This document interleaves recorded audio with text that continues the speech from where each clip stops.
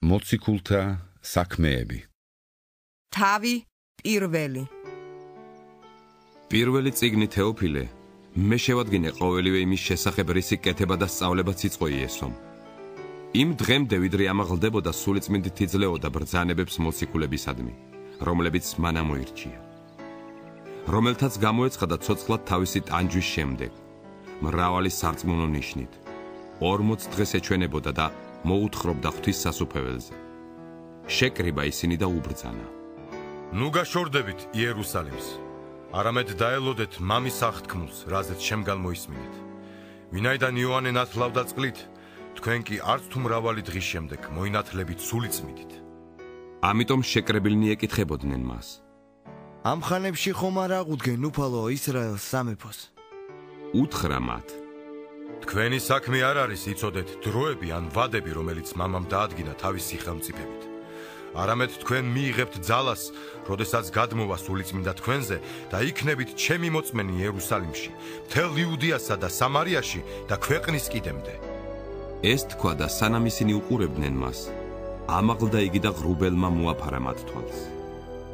როცა ისინი ხედავდნენ მის ცადამაღლებას, აჰა, წარუდგა მათ ორი კაცი, თეთრი სამოსით.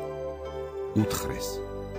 გალილეველო კაცებო, რას დგახარ და შეხყურებ ზეცას? ეს იესო, რომელიც თქვენგან ამაღლდა ზეცად, კვლავ მოვა როგორც ზეცად აღმავალი იხილეთ.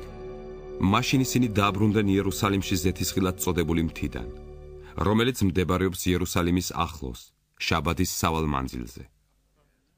შესვლისთანავე ავიდნენ ზედათვალში, სადაც იმყოფებოდნენ პეტრე და იოანე, იაკობი და ანდრია, ფილიპე და თომა, ბართლომე და მათე, იაკობ ალფესი და სიმონ მოშურნე და იუდა იაკობისა.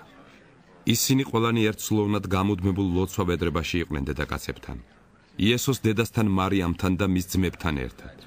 იმ დღეებში წამოდგა პეტრე შეკრებილ ძმებს შორის, იქნებოდა სულ 120-მდე კაცი და თქვა.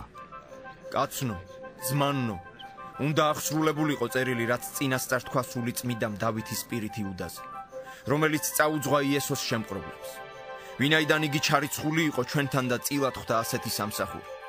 მან შეიძინა მიწა უსამართლობის საზღაურად და როცა დაენარცხა შუაზე გასკდა და მთელი შიგნეულობა გადმოეფანტა.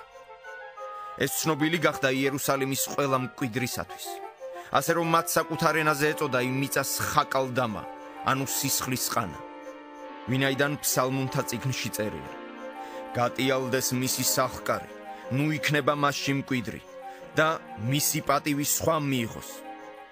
ამგვარად ჯერ არც ერთი იმ კაცთაგანი, რომლებიც მუდამ თან გვახლდნენ, როცა ჩვენ შორის დადიოდა უფალი იესო. იოანეს ნათლისცემიდან მოყოლებული ჩვენგან მისი ამაღლების დღემდე ჩვენთან ერთად იყო მისი აღდგომის მოწმე. დააყენეს ორნი, იოსები ბარსაბად წოდებული, რომელსაც იოსტოსი შეარქვეს და მატათია. ილოცეს და თქვეს. უფალო, ყველას გულთამხილველო, გვიჩვენი ამ ორთაგან ერთი, რომელიც შენ ამოირჩიე, რომ მიიღოს ადგილი ამ მსახურებისა და მოციქულობისა, რომელსაც გამოაკლდა იუდა, რათა თავის ადგილზე წასულიყო. წილი უყარეს მათ და ერგო წილი მატათიას და ის მიეთვალა 11 მოციქულს.